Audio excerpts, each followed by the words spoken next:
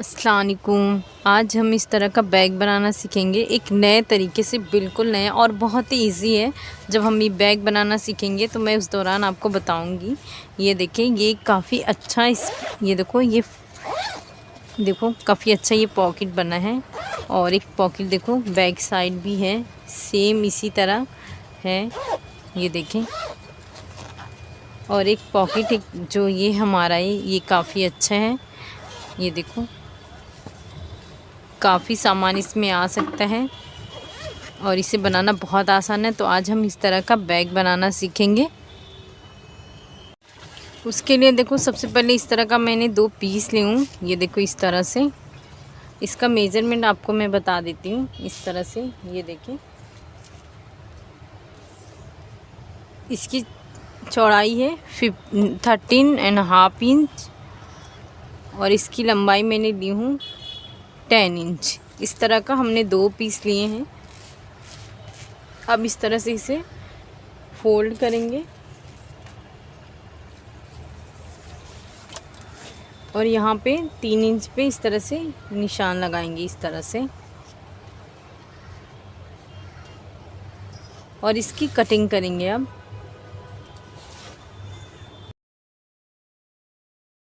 देखो इस तरह से हमने कटिंग कर ली है और इसके बराबर का ये मैंने ज़िप ली हूँ और इसके ही बराबर का मैंने ये रबर शीट ली हूँ।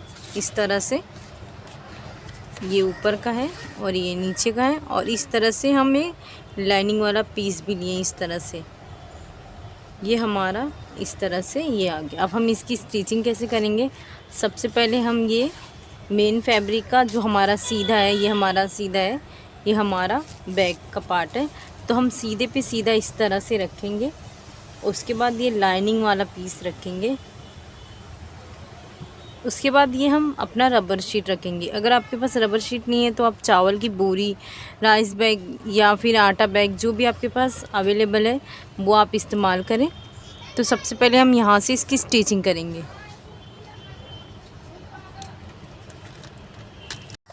ये देखो इस तरह से मैंने स्टिचिंग करनी हूँ। अब इस तरह से रखेंगे यहाँ पर। ये देखो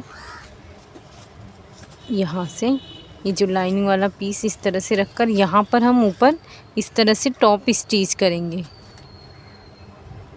ये देखो इस तरह से मैंने टॉप स्टिच कर ली हूँ। अब ये जो हमारा पीस है इससे भी इस तरह से ही सिलाई करेंगे। ये देखें, ये हमारा सीधा है, ये हमारा बैक का पार्ट है। तो इस तरह पे हम सीधे पे सीधा रखेंगे। उसके बाद हम ये जो भी इस्तेमाल कर रहे हैं तो वो रखेंगे। उसके ये जो नीचे का है, जो ये पार्ट, उसे हम ज़िप के नीचे रखेंगे इस तरह से। इस तरह रखने के बाद यहाँ से यहाँ तक पूरी स्टिचिंग करेंगे।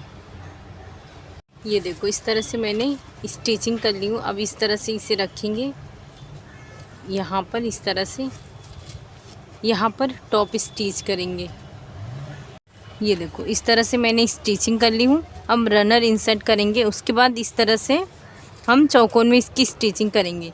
एक रनर इसमें इंसर्ट करेंगे और दूसरा पीस भी हम सेम इसी प्रोसेस से तैयार करेंगे और एक रनर इसमें इंसर्ट करेंगे। तो सबसे पहले ये हम रेडी करेंगे। देखो इस तरह से स्टेप बनाएंगे। उसके लिए मैंने इस तरह से देखो 2 पीसेस ली हूँ। इसका मेज़रमेंट बता देती हूँ आपको। 3 इंच है और इसकी लंबाई मैंने ली हूँ 27.5 इंच। इस तरह से रखेंगे हम इसे 2 फोल्ड करके। इस तरह से इसकी स्टिचिंग करके दोनों स्टेप रेडी करेंगे। ये देखो इस तरह से मैंने स्टेप रेडी कर ली हूँ। अब हम कोई भी अपना एक पीस लेंगे इस तरह से। ये देखो इस तरह से हम यहाँ पे 3.5 इंच पे इस तरह से निशान लगाएंगे एक, और एक निशान यहाँ पे 3.5 इंच पे इस तरह से लगाएंगे, इस तरह से। और यहाँ पर 1 इंच इस तरह से नीचे करके इस तरह से ये निशान लगा देंगे। उसके बाद ये जो हमारा स्टेप है उसे हम इस तरह से फोल्ड करके यहाँ पे स्टिच करेंगे, इस तरह से। इसी तरह से हम ये दूसरा भी हम स्टेप लगा के उसी तरह से रेडी करेंगे। ये देखो इस तरह से मैंने स्टिचिंग करनी हूँ और बराबर ये देखो मैंने इधर भी सिलाई लगा दी और स्टेप भी जॉइन कर ली हूँ। अब सबसे पहले हम इसके बराबर की ये देखो ये 2 लाइनिंग वाला पीस मैंने ली हूँ। अब इसे हम इस तरह से रखेंगे, इसके बराबर का मैंने एक जिप ली हूँ। इस तरह से ये सीधे पे सीधा रखेंगे इस तरह से, और एक लाइनिंग वाला पीस लेकर इस तरह से यहाँ पे स्टिच करेंगे। उसके बाद इसे सीधा करेंगे इस तरह से। फोल्ड करने के बाद जब ये बाहर आएगा इस तरह से हमारा, तो इसे सीधे पे सीधा इस तरह से रखेंगे और एक इसका लाइन वाला पीस लेंगे इस तरह से और यहाँ पे रखकर इस तरह से स्टिच करेंगे। तो सबसे पहले हम ये रेडी करते हैं।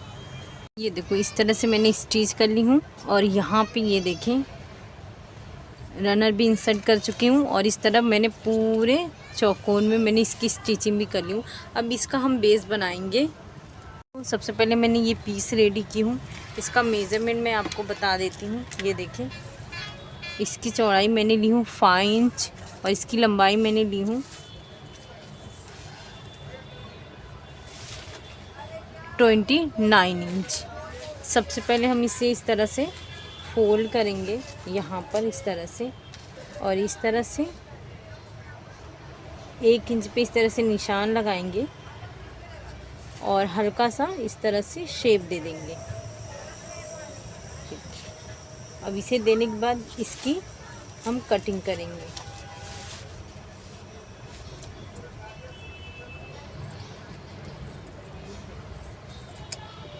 ये देखो इस तरह से ये हमारी कटिंग हो गई। अब इसे हम इस तरह से रखेंगे, ये देखो बराबर। अब इसकी हम कटिंग करेंगे।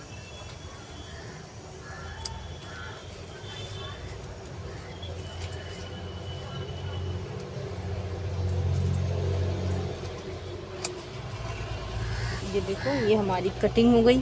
अब हम इस तरह से रखेंगे, यहाँ पे एक निशान लगा देंगे इस तरह से और इसके बराबर इस तरह से रखकर यहाँ पे ये इसके इस तरह से हम निशान लगा देंगे। अब ये जो हमने बैग बनाए हैं इस तरह से रखेंगे इसे और यहाँ इस तरह से फोल्ड करेंगे और इसका जो पॉइंट है यहाँ पे एक निशान लगाएंगे और एक सेम इसी तरह से फोल्ड करके एक निशान हम यहाँ पे भी लगाएंगे। ये देखिए इस तरह से इसे हम डार्क करेंगे और इसे भी हम डार्क कर दिए।